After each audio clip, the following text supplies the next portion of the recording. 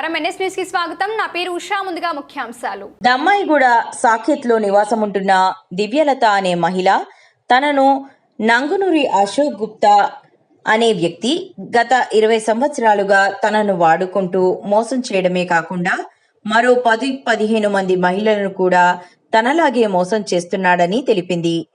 BRS state మహిళా ప్రెసిడెంట్గా ఉన్న తన పరిస్థితి గురించి జవహర్ నగర్ పిఎస్లో కంప్లైంట్ చేసిన గత 5 నెలల నుండి పరిష్కారం చేయకపోగా పోలీస్ స్టేషన్ చుట్టూ తిప్పుతున్నారని, మన స్నేహం ఎన్జిఓ కావేరీ సహాయంతో ఆడవారిని ట్రాప్ చేసి ఎలాంటి చర్యలకు పాల్పడుతున్నాడని పేర్కొంది.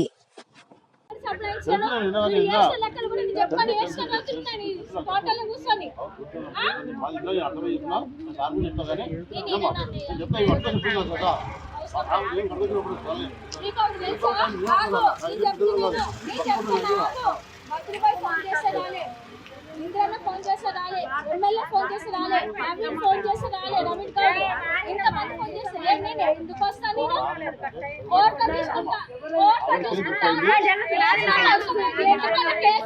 ఎవరేమన్నారు? మీరు వేసుకున్నారు పోలీసులందరూ కలిసి లోకల్ కేసులు వేసినారు. అవి నార్మల్ కేసులు. మీరు చేసిన కేసులు కాదు.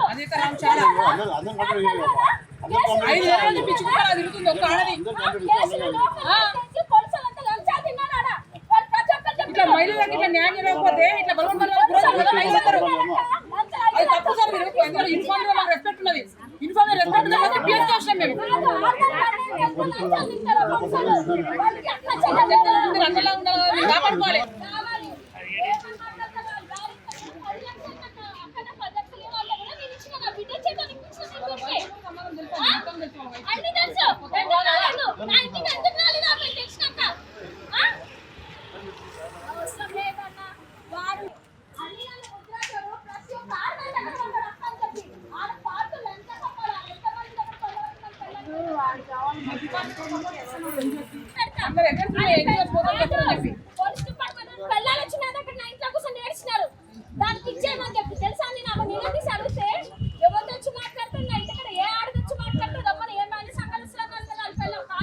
దివ్య అండి, నేను రియల్ ఎస్టేట్ చేస్తుంటాను. ప్లస్ నేను ఉండేది సాకేత్లో ఉంటాను. ఇతను నాతో 20 సంవత్సరాల నుంచి నన్ను పెళ్లి చేసుకుని నన్ను వాడుకున్నాడు. ఆయన పేరు చెప్పండి. అశోక్ గుప్తా. ఏమన్నా అంటే ఇవాళ రేపు ఇవాళ రేపు ఇవాళ రేపు అన్నాడు. ప్రతి ఒక్క ఆడదాంతో వాడుకొని అక్క అని చెప్పి అక్క దగ్గర వండుకుంటాడంట. అది కామన్ అంట. వీడి ఫ్రెండ్స్ బల్లి సీను, ఇంకా అనిల్ కుమార్ అని ఉంటారు. వాళ్ళు అంటారు తప్పేముంది, 10 మంది ఆడవాళ్ళ దగ్గర వాళ్ళు వండుకోవచ్చు, నువ్వు వండుకోవచ్చు అని మాట్లాడిళ్ళు. ఇప్పుడు వాడికి ఇంటికి వచ్చింది లేదు. ప్రతి ఒక్కరితో బబ్బులు మంజులు అని ఉంటుంది అంబేద్కర్ నగర్లో, జవహర్ నగర్లో. దానికి ఇల్లు కట్టిస్తున్నాడు. అది అక్క అని చెప్పింది. వీని దగ్గర వండుకుని ప్రూఫ్లు కూడా ఉన్నాయి. గుడిలో కళ్యాణి అని ఉంటుంది, వెంకటేశ్వర స్వామి గుడి, దమ్మాయి గుడిలో. వాళ్ళు నా మీద దొంగతనం మీద పెట్టించిళ్ళు దొరికినందుకు. ఇప్పుడు ఇలా భార్యకు కూడా తెలుసు. ఇప్పటి నుంచి 5 నెలల నుంచి ఇంటికి వస్తలేడు. పోలీస్ స్టేషన్కి పోతే నాకు న్యాయం జరగలేదు. ఎమ్మెల్యే అన్న దగ్గరికి వెళ్తే వెళ్ళమ్మా ఇంటికి వెళ్ళి మాట్లాడమని చెప్పిండు. మా ఎమ్మెల్యే లక్ష్మారెడ్డి, బండారు లక్ష్మారెడ్డి.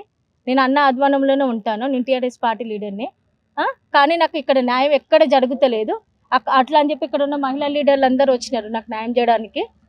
నాకు లేడీస్ మన డీసీపీ పద్మజారెడ్డి మేడం దగ్గర కూడా వెళ్ళి కూడా లెటర్ ఇచ్చేసి వచ్చినాను. అల్లిసారికి ఫోన్ చేసినాడు అక్కడ నుండి. పిలిపిస్తా అని చెప్పి సాయంత్రం 5 గంటలకు రమ్మంటారు, సాయంత్రం 6 గంటలకు రమ్మంటారు. వర్షం ఉందంటే కూడా మీరు రాంది నేనేం చేస్తానమ్మా అని అంటారు. నాకు న్యాయం చేపియండి అంటే నేను బ్లాక్మెయిల్ చేస్తున్నా అని చెప్పేసి నా మీద నిందలేసినారు. ఎక్కడ ఇచ్చినా నాకు బ్లాక్మెయిల్ చేస్తున్నా అని చెప్పి నేను పుకారు చేస్తున్నాను. ఉంచుకున్న వాళ్ళందరితో నాతో చేపిస్తున్నాడు. ఇక్కడ నాకు ఆయనకు సంబంధం లేదన్న అన్ని ప్రూఫ్లు ఉన్నాయి నా దగ్గర. ఇప్పటికి వరకు 5 నెలల నుంచి ముఖం చాట్ ఇచ్చిండు, నంబర్ బ్లాక్ చేసేసుకున్నాడు. వాట్సాప్, ఫేస్బుక్ అన్ని బ్లాక్ చేసుకున్నాడు. నన్ను ఇంటికి ఇవన్నీ బయట చెప్తావా అని చెప్పి కూడా నాకు ఫ్యాన్కి ఉరేసిండు. ఉరేస్తే కూడా నేను అది ఇక్కడ ఉన్న మేయర్ కోటేశ్ గౌడ్కి బల్లిశనికి చెప్పినాను, ఇట్లా నన్ను ఫ్యాన్కి ఉరేసి కొట్టిండు అని చెప్పి. ఇంటికి వచ్చి కొట్టిండు, రూమ్లో గొల్లమేసి కొట్టిండు. ఎట్లా ఎన్ని విధాలుగా అంటే సెక్సువల్ హరాస్మెంట్ కూడా బాగా చేసిండు నన్ను. ఆమె వాళ్ళ దగ్గరికి వెళ్తారు లేడీస్, ఆమె గ్రూపులు క్రియేట్ చేస్తుంటుంది మేము ఎన్జిఓ అని చెప్పేసి. వాళ్ళ దగ్గర కేక్ కటింగ్లు, వాళ్ళ దగ్గరికి వెళ్తారు, మందు తాగుతారు.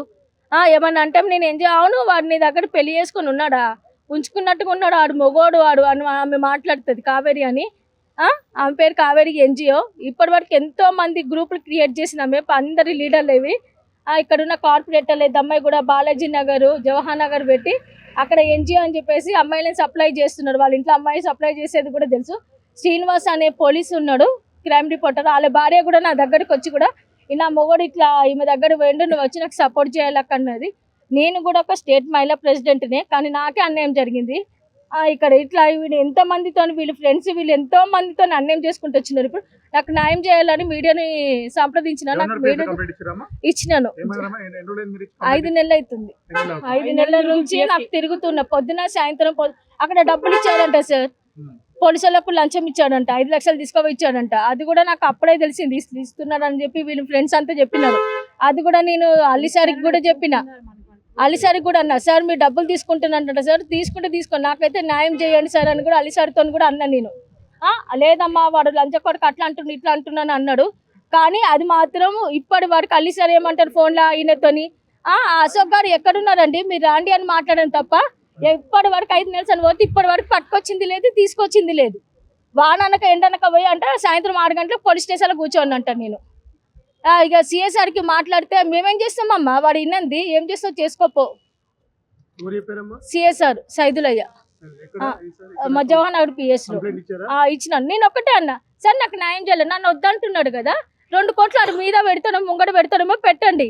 నన్ను వద్దనుకుంటే 2 కోట్లు ముంగడ పెట్టమనండి. 5 కోట్లు నేను ఊరంతా ఆడలకు చెప్పుకొని పండుకుంటుండు కదా అని అన్నందుకు 2 కోట్లు అన్న అడిగింది కదా, ₹1 కోటి అడిగింది కదా, డిమాండ్ చేస్తుంది అని బ్లాక్ మెయిల్ చేస్తున్నాను, పుకాడి చేస్తున్నాను నా మీద. నాకు రూపాయి నాకు వద్దు సార్. వాళ్ళ దగ్గర ఇప్పటి వరకు కూడా ₹100 చీర నింగోలే.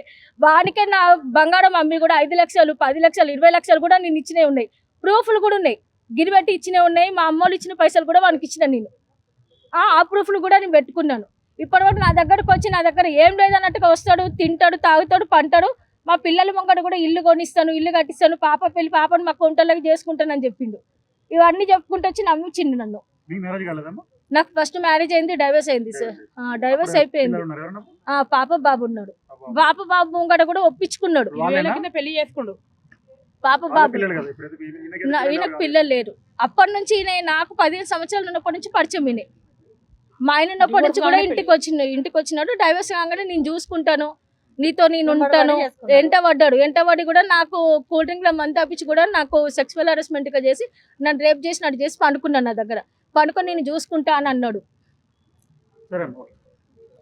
దివ్యాకి ఇట్లా 20 ఏళ్ళ నుంచి వాడుకొని శారీరకంగా హింసలు పెట్టిండు. ఇట్లాంటివి ఎన్నో అన్యాయంగా జరుగుతున్నాయి, ప్రపంచం మీద ఎన్నో జరుగుతున్నాయి. ఇట్లాంటివి ఈ మహిళల మీద ఇట్లాంటి అగాంత్యాలు జరిగి ఇట్లాంటి రిలేషన్ పెట్టుకొని, ఎందుకని భార్య ఉన్నంగా రిలేషన్ పెట్టుకొని ఒక మాట ఇస్తే మాట మీద నిలబడాలి. కానీ ఈమె కాకుండా ఇంకా 10 మంది అని చెప్పేసి ఇట్లా వాడుకుంటూ పోతే ఆట వస్తువు కాదు. శరీరం ఒక బొమ్మ కాదండి, ఎట్లా పడితే అట్లా ట్విస్ట్ చేసి మలుచుకోవడానికి. 20 ఏళ్ళు ఈమెతో ఉండి మాట ఇచ్చి సంపుతాన్ని బెదిరించి ఊరేనిగా పోయిండు. ఇట్లా ఎంతో మంది మహిళలు న్యాయం జరగకపోతే బలవన్మరణాలు గురవుతున్నారు. ఇట్లా ఎందుకు చచ్చిపోతారు అవేర్నెస్ కావాలి పబ్లిక్కి. మనకి మీడియా ఛానల్ వాళ్ళు ఎంతమందిని కాపాడరు. ఇప్పుడు దివ్యాంగ కూడా మీరు కాపాడాలి. పోలీస్ స్టేషన్కి 5 నెలల చుట్టూ తిరిగిందండి. పోలీస్ స్టేషన్ చుట్టూ ఆడది ఎందుకు తిరగాలండి? మొగోడు కరెక్ట్ ఉంటే వాడు పడుకొని లేచి ఇది చూసుకుంటా అది చూసుకుంటా అని చెప్పి ఆశ పెట్టి ఒక మొగుడు లేని దాన్ని ట్రాప్ చేసుకుంటా, ఇట్లా భర్త లేని వాళ్ళని ఒంటరిగా ఉన్న మహిళల్ని ట్రాప్ చేసుకుంటా, వాడు నీకుంటా అని చెప్పి ఇంత ఎంతమందిని మహిళల్ని వాడుకుంటా పోతారు. అంటే మహిళల మనుషులు కావా?